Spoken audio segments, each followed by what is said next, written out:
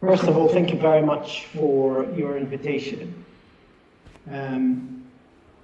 It's really, for over the last week or so, with everything that's been happening in terms of the Dutch government deciding to enforce the German ban on my entry to Schengen, I've been trying to figure out what it is that had been required by me, by these governments. And I came to the conclusion that what they want me to do is one of two things. Either unsee what I've seen, unhear what I heard, or become complicit in burying the testimony and the narrative and the story of my patient, and work against the interest of my patients who are still being denied access to healthcare, and those who were killed denied access to justice. And so I think in view of that, in view of the fact that what they want is for me to silence my witness statement, I'm going to just basically take you through what happened briefly through those 43 days that I was in Gaza. And then the conclusions that I came to when I left Gaza. So, as many of you know, I arrived in Rafah, in front of Rafah, crossing on the morning of the 9th of October. I had made the decision on the night of the 7th, liaised with the MSF team in Brussels, and then made my way through Egypt and into Rafah. And the night of the 9th of October, because of the bombing, around 350 air raids in one night, I was unable to get to Shifa Hospital, and we had to move between two houses as the areas were being targeted. And it wasn't until the morning of the 10th of October that I managed to walk to Shifa Hospital from the house that I was in. And immediately when I walked in, it was obvious that the situation was extremely bleak. The hospital was at capacity. The number of I couldn't see when I went round with the team to see the patients any empty bed. 15 years of siege had left the health system on its knees, and that siege had been intensified since the 2021 war. And so very early on, there were shortages of material and consumables and medication. And I remember the first patient that I had seen, which was a teenage girl with over 70% of her body that had been burned. We didn't have even the proper antiseptic solutions that were required to prevent this burn from becoming infected, which is one of the major killers in major burn. With the passing of time,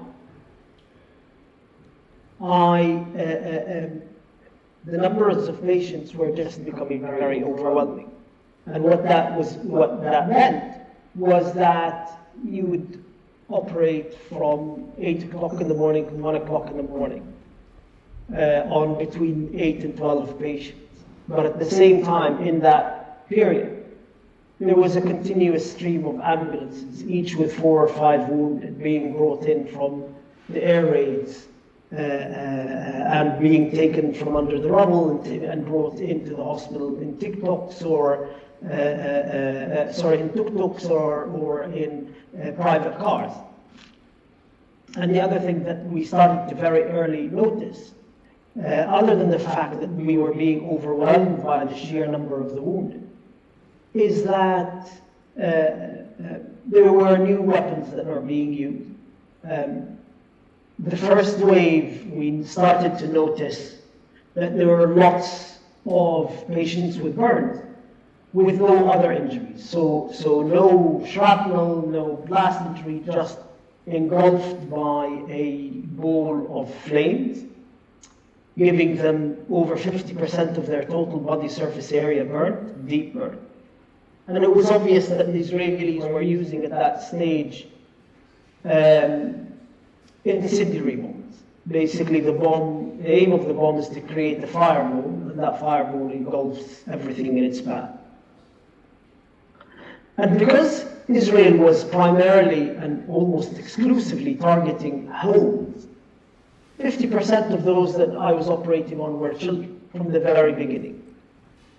And these were severe injuries, severe burns, mutilating facial injuries, multiple amputations to multiple limbs in the same child. And we started to notice a new phenomenon in Gaza, which was the wounded child with no surviving family. We would be getting these children who were taken under the rubble from whole neighborhoods that had been flattened, and there would be no one left in the family. And by family, I mean the extended family, not just parents, but cousins and cousins of parents. The whole neighborhood would be wiped out by these 2,000-pound bombs that the Americans continued to send. And every day we would have more severe shortages because of the blockade. We ran out of antiseptic solution in the first few days and had to invent a cocktail of vinegar that we got from the supermarket mixed with washing up liquid for dishes and some Ceylon to replace the antiseptic solution. By week 2, we ran out of morphine, and so patients who had very painful procedures and very painful injury, all they could get after their surgery was the equivalent of intravenous Panadol and maybe a non-steroidal. And eventually we ran out of dressings. Burns need specialized dressings, and we, as a result of the fact that by the middle of the second week we had over 100 patients with more than 50% burns in their body surface area, we were running out of dressing for these burns.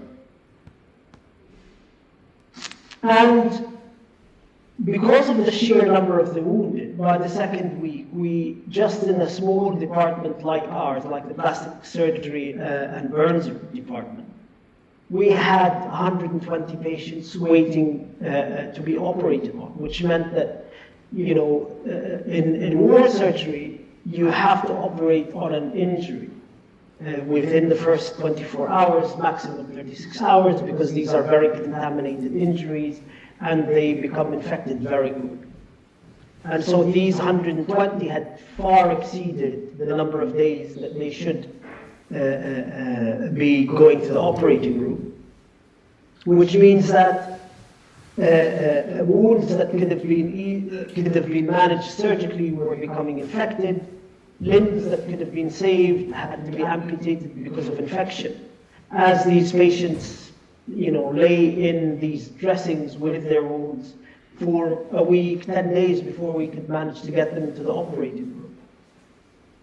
And as a result of that, in that delay, the pressure was, let's try to find solutions within the system. And I need to remind you, Gaza, the health system in Gaza had 2,500 beds in total. By the end of the second week, we had 6,500 wounded. And so the system was very quickly overwhelmed by the tsunami wave of injury. On the days leading up to the 17th of October, we had a discussion within the plastic surgery department that we need to be able to we need to try to find ways to take patients out of Shifa, operate on them in small hospitals so that we can just at least clear some of the backlog, because these patients were getting infected wounds and they're becoming septic. And so on the morning of the 17th of October, I went by ambulance to Al-Ahli Hospital. Al-Ahli Hospital is Gaza's oldest hospital. It started as a Quaker hospital in 1880 and then became a British Army hospital during the First World War.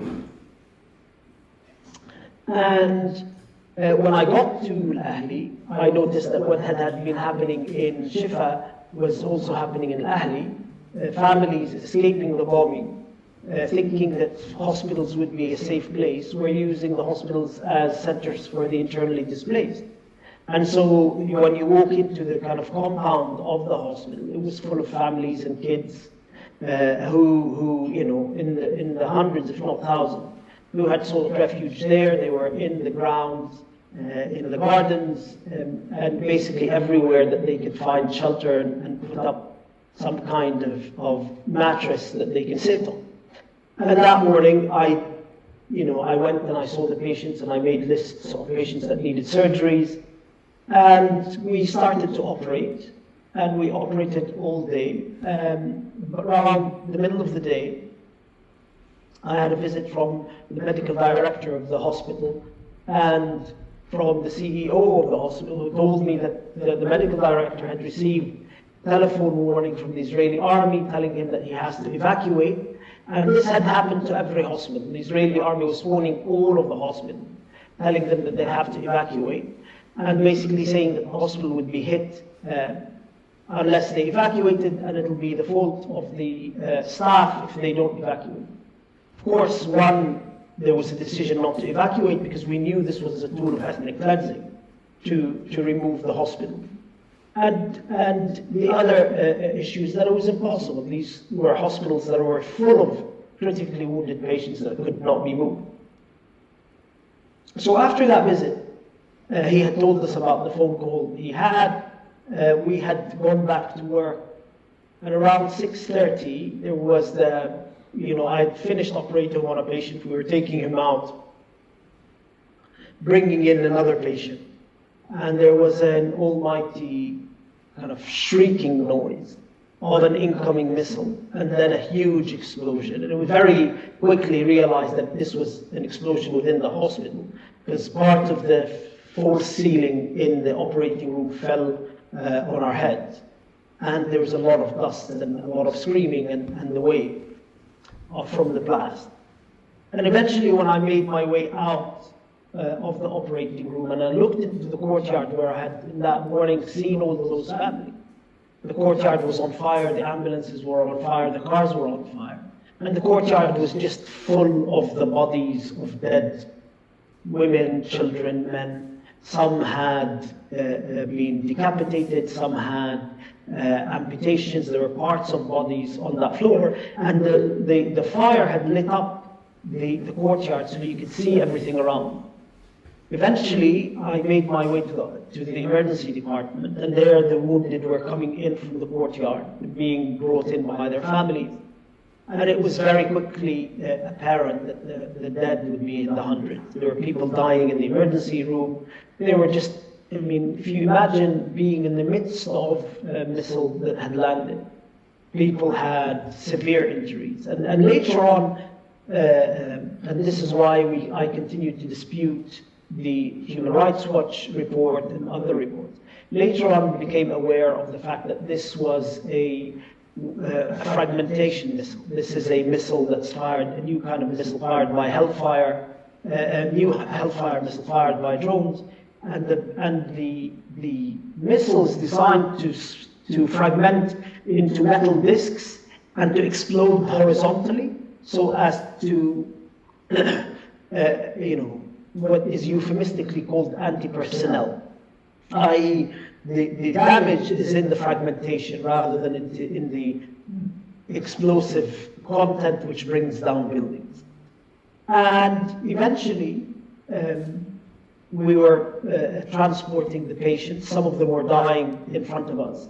Some of them we managed to get to Shifa Hospital, and by the end of that night, 483 dead bodies had been brought in from Al-Ahli Hospital to Shifa, and tens of wounded were brought in.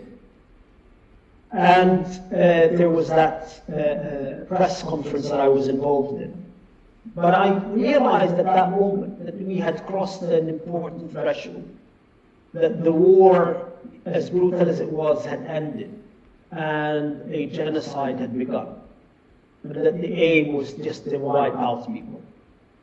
And I also knew what the Israelis always do is that they do a tester. They hit the Ahli Hospital, which is owned by the Council of Churches, owned and run by a bishop in the UK.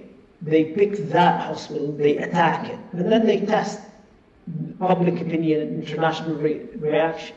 And when that international reaction fails, then we saw very quickly after the massacre of Al-Ahl how Israel started to roll out its program of completely destroying the whole of the health system. So within a couple of days, Israel had attacked 3 children's hospitals in the north, started to attack a 4th hospital run by the Palestine Red Crescent Society, started to circulate this narrative about Shifa having all of these command and control centers underneath. And so my own journey, I had to go back after this attack to Shifa and start working with my colleagues again. At that stage, we started to see, once the ground incursion happened, we started to see the use of white phosphorus bombs. We saw I treated a 13-year-old boy with severe white phosphorus burns with his father, and then soon later on, when they started to shell even carpet bomb, shot at a refugee camp, we started to see phosphorus bombs that they fired on the population that was trying to escape shuttle. And the situation just kept getting worse and worse. We were running out of even more basic things, but having to operate on a larger number of patients. More and more patients were having to wait for 10 days and 2 weeks to go to the operating room because all of the operating rooms were working at capacity, but nowhere near the capacity that was required. And Shifa itself became the target of Israeli propaganda, and this propaganda completely and unquestioningly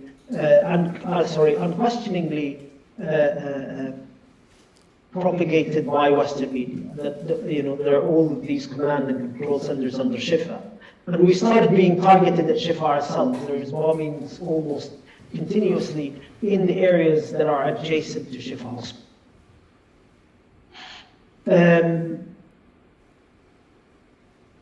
And we started to see these horrendous massacres where, in Jabalia, they dropped 9 2,000-pound bombs in the same neighborhood and just took out a whole quarter of Jabalia camp. And as a result of the siege, the fuel shortage became an issue because, as you know, all of the hospitals in Gaza are completely reliant on electricity generators that need fuel. And Al-Ahli had to stop half of its operating rooms because it had to stop one of its generators due to the lack of fuel and the refusal of the Israelis to allow the World Health Organization to bring in any fuel. And again, as a result of the pressure of the number of patients in Al-Ahli, my colleagues pressure of patients in Shifa, my colleagues at Al-Ahli had managed to fix 2 of the operating rooms at Al-Ahli. And the ground floor, they had brought down some of the beds from the top floors and converted the ground floor into another ward and started operating again. And because we had more patients than we could operate on, I started going back and forth. Every morning I would go to Al-Ahli Hospital, take 7 patients with me, operate on them there. At the end of the day, come back, finish my shift at Shifa, and then the following morning that would happen again. And then one morning when I was heading to Shifa Hospital, we saw that Shifa had been completely surrounded by Israeli tanks, and that's when Shifa fell. It was surrounded by tanks, and I went straight back into Al-Ahli. And from that day on, Al-Ahli had become the only functioning hospital in the Gaza city. But Al-Ahli only had 2 operating rooms. It was myself and another orthopedic surgeon. We had a single X-ray machine that was working inside the operating room. But we started to get hundreds of patients after each air raid. And in terms of capacity, we couldn't treat the majority of you. In war surgery, there's something called triage, where you decide if your capacity is so limited, who lives and who dies?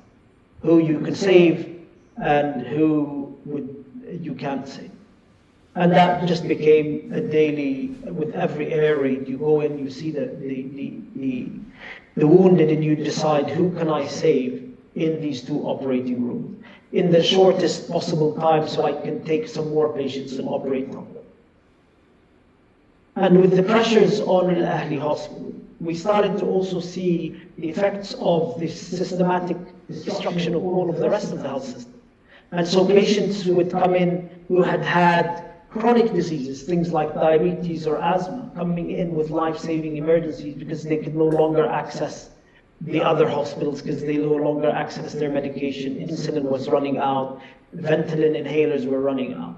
And so you would get these medical emergencies on top of the injury.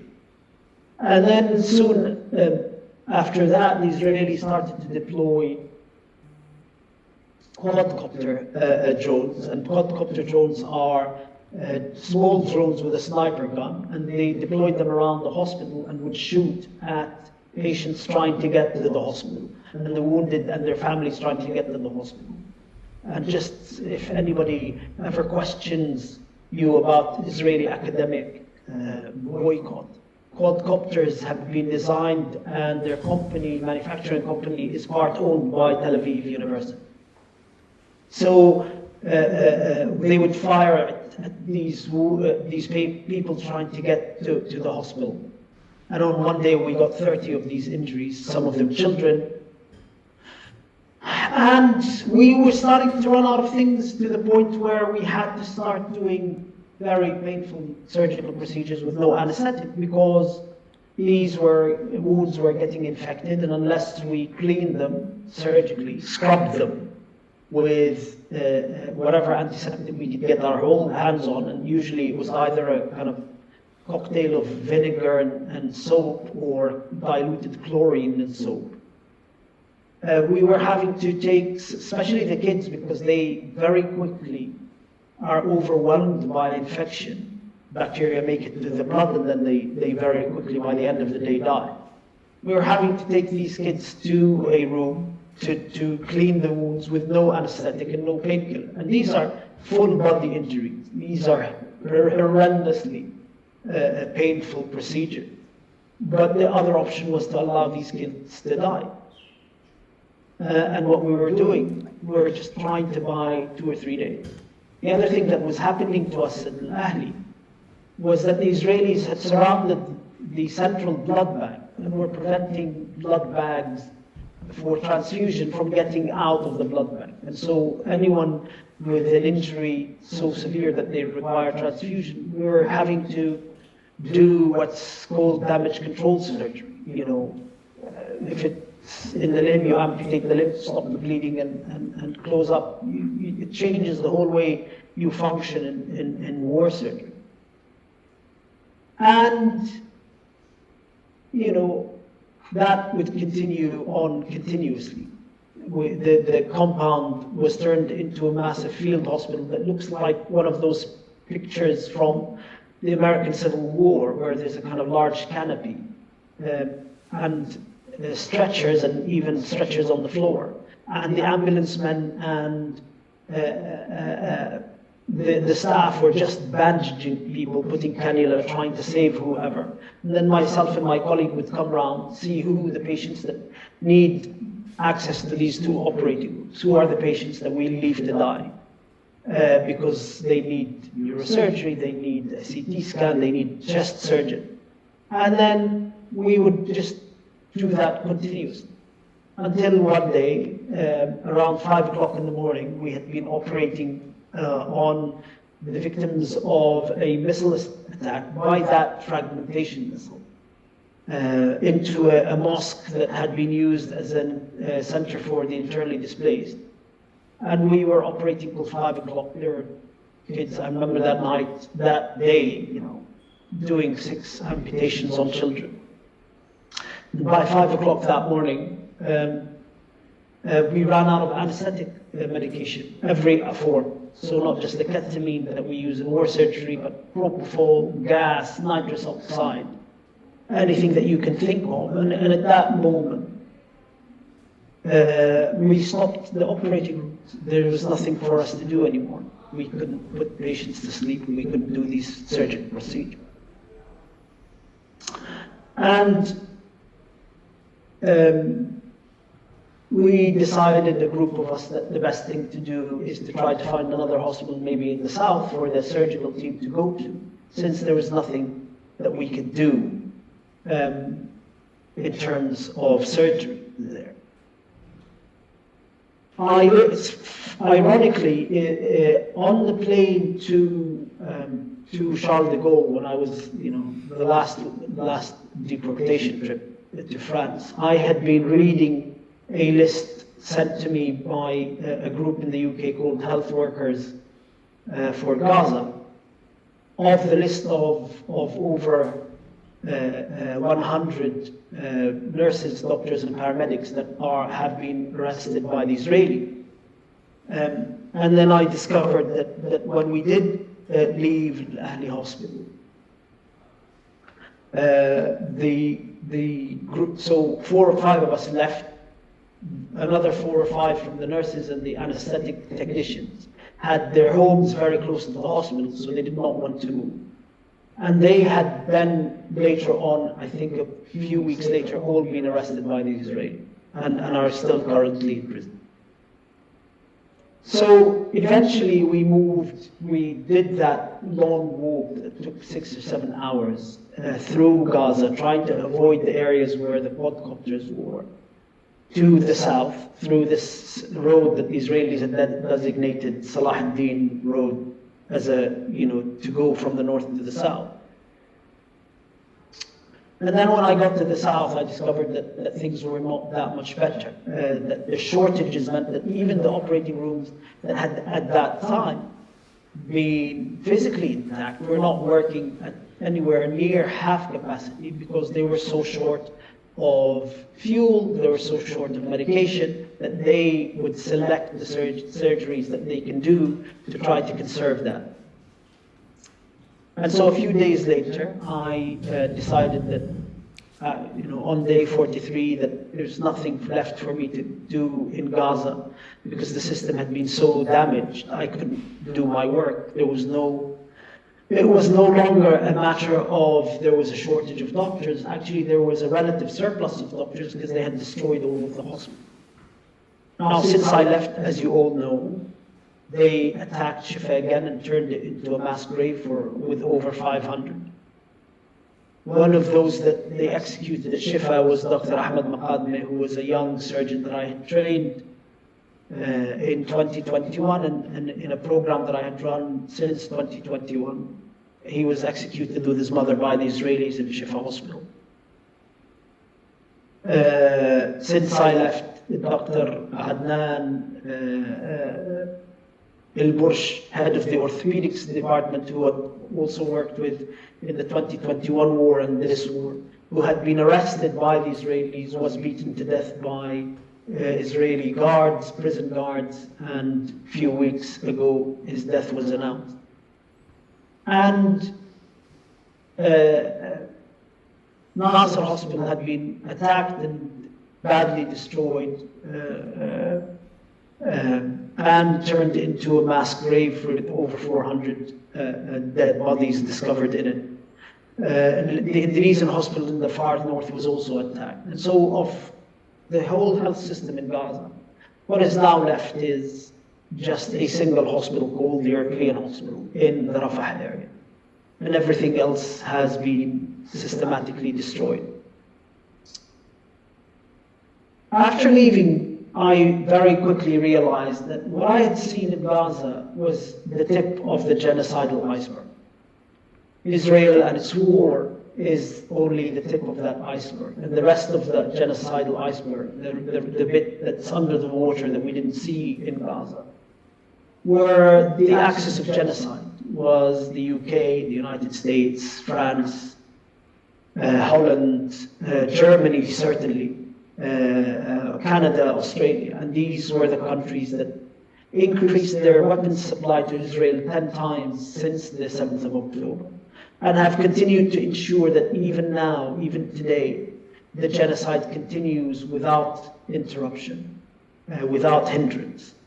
They produce the usual pointless statements of indignation, but in reality, every time there was a serious possibility within their national parliaments to call for an immediate ceasefire, or within the UN system, we know that they colluded to stop that, because they want that genocidal war to continue. Because as the Colombian president said, Gaza is about the West teaching people in the southern hemisphere that what happens when you try to change the balance of power, and to make an example for everyone from South America to Asia to Africa.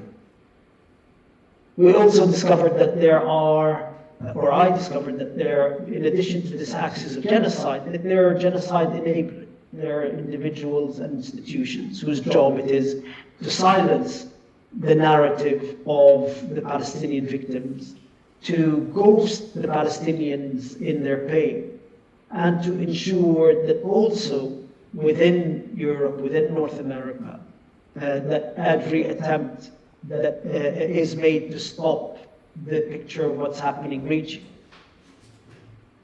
Now, what is happening with the universities across the world is that this has failed. I think university students are making their mark by refusing to accept complicity in the genocide of their governments. And they're rising up to the biggest moral crisis of the 21st century, which is this genocidal war, and refusing to accept that they will tolerate the world that these governments have created, where selectivity in application of international law means that crimes are not determined by the actions, but determined by the quality of the racial quality of the victims and the identity of the perpetrators. And so we see them in universities, and we see them in academic institutions. We see them everywhere, even small things. You know, I spoke about my colleague, Ahmed Maqadmi. He had won a global competition on humanitarian surgery run by the Royal College of Surgeons, one of the oldest institutions in surgery in the world. And the best the Royal College of Surgeons could do was produce a very bland statement mourning his death, as if he had died of diarrhea or he had been run over by a bus, as opposed to he had been executed in the hospital where he stayed to treat his patient. And the list is endless. Dr. Adnan al-Bursh's hospital refused to, where he trained in the UK, refused to also bring out an obituary that highlighted the fact that he had been, one, arrested as a doctor and then tortured to death as punishment for staying with his people during this war. And so,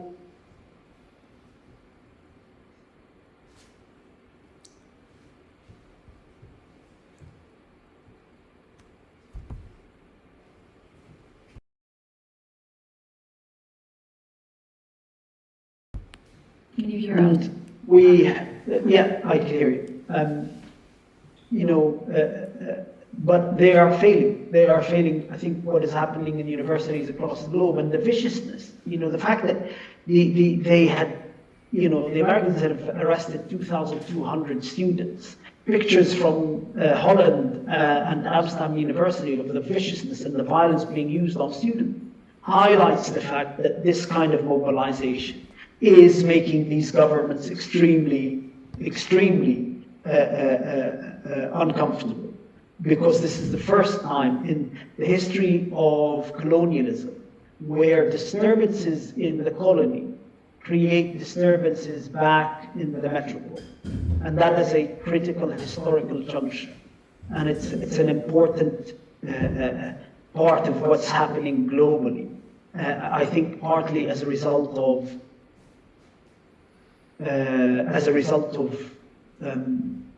technology, as a result of the fact that there's a whole generation that did not trust mass media organizations like BBC or CNN or Times or the New York Times or Washington Post, and had been getting their news themselves directly from people in Gaza through social media. And I think that's what's fueling this student revolution. So I'll stop here so that we can have some questions, and thank you very much for your time.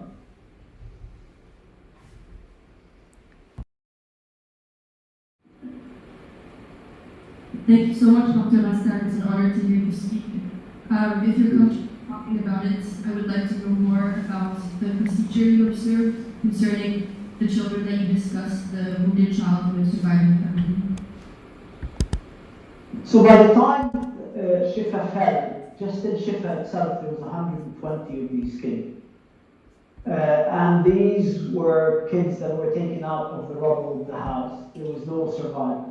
And therefore, we created this designation to ensure that, because in Shifa, during the war, because the wounded were overwhelmed the nursing system, the feeding and the bathing was done by the family, and so of the wounded. And so we needed to make sure that these kids don't get lost in the system. And you can see that. I mean, suddenly, there's when there's an air raid, you have hundreds being brought in to the emergency department at Shifa, and all of them have relatives, and everybody's screaming, and then you see a child on a trolley, and there's no one around that child. There are no screaming relatives, there's no one asking, there's no, it's just the medical team trying to revive and resuscitate this wounded child. And immediately from that kind of quiet, almost empty black hole around that trolley that this was the child with that designation. And they continue. We have now around 20 to 22,000 orphan children in Gaza, many of whom are wounded.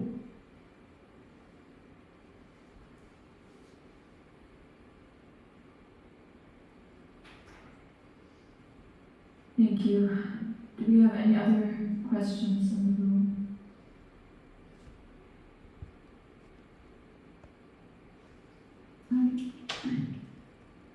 Thank you for your talk. It was very moving. I want to ask, what can we do as students from here? I feel like we are all feeling really impotent about everything that's happening, and also we feel powerless. So I was gonna ask you, what can we do from here to support Palestine? I think the student movement across campuses, and I think governments are hoping that now with the summer people will just go home and things will dwindle down. We know that this is the most terrifying experience that these governments are having, and therefore it is absolutely critical that you're able to maintain the student movement, develop it, grow it across the summer months until the war is stopped.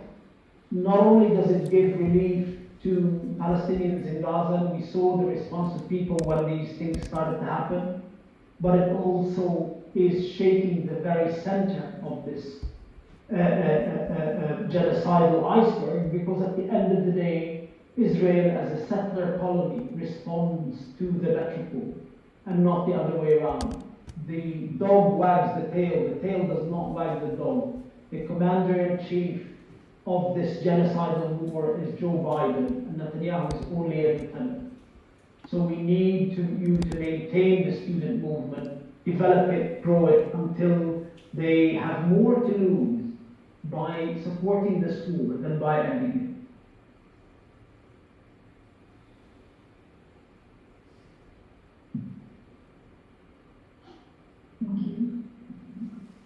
Thank you, Dr. Ghassan, for speaking to us. So I wanted to ask you about something, this persistent argument that we keep hearing about human shields, which I I mean, I think it's absurd because, human shields are human, at the end of the day, killing a human is not ethical. But as someone that's been there on the ground, I'm curious to know why this keeps persisting, that we keep hearing it, and despite the fact that it's been thoroughly debunked, I believe. We keep hearing it because the job of the Western media in this war particularly has been to accept whatever statements the Israelis make, however ludicrous, however outlandish they are, accept them as the truth, and expect that the Palestinians' job is to continuously, on a continuous case-by-case basis, disprove them. And so it was the Palestinians' job to disprove this outlandish idea that somehow under the Shifa there was this tunnel network of command and control that looked similar to the Soviet Union. It's the Palestinians' job to disprove that it's a Palestinian misfired missile that hit Al-Ahli, even though a Palestinian missile has never been strong enough to kill 483 people, and it made no sense, and the Israelis had said that they were going to be bombing hospitals, and so when they did, then the job of the media was to say they didn't, even though they said they were going to do it. So it's not about the detail, it's about the fact that it is the job of the Palestinian, because the Palestinian is the less trustworthy, is that brown person who is intrinsically and racially untrustworthy, has to disprove the claims of the Israeli, who, despite his genocidal tendencies, is an honest individual, and therefore you have to disprove what he said, rather than expect him to prove the claims that he made. Thank you. I think we have time for one more question from inside the room.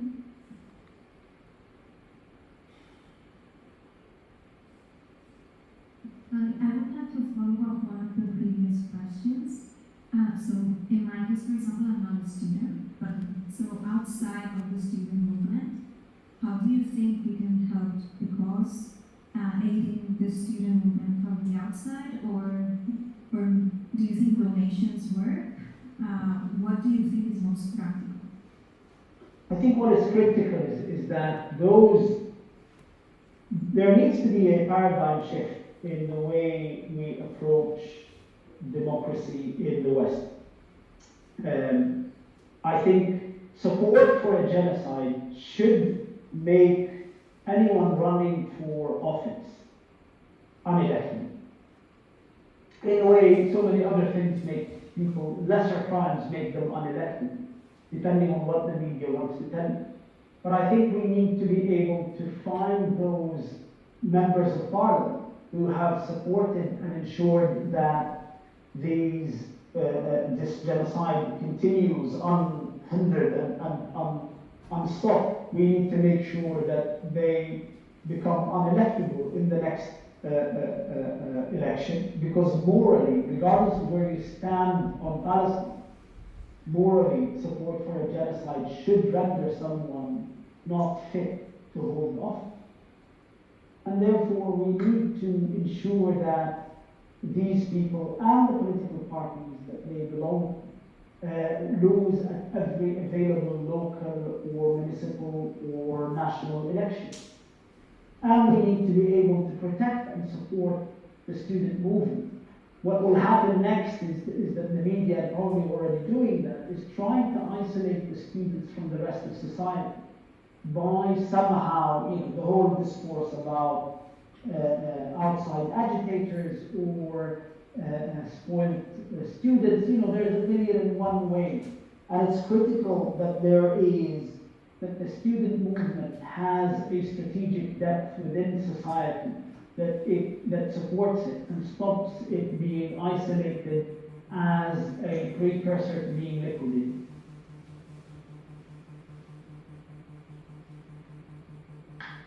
Thank you so much. Unfortunately, we've arrived at the end of the time of the session, even though would love to talk to you for 10 more hours about this. Thank you for speaking to us, and we will not stop, and we will make sure to keep this movement going over summer and as long as it's needed. Thank you so much.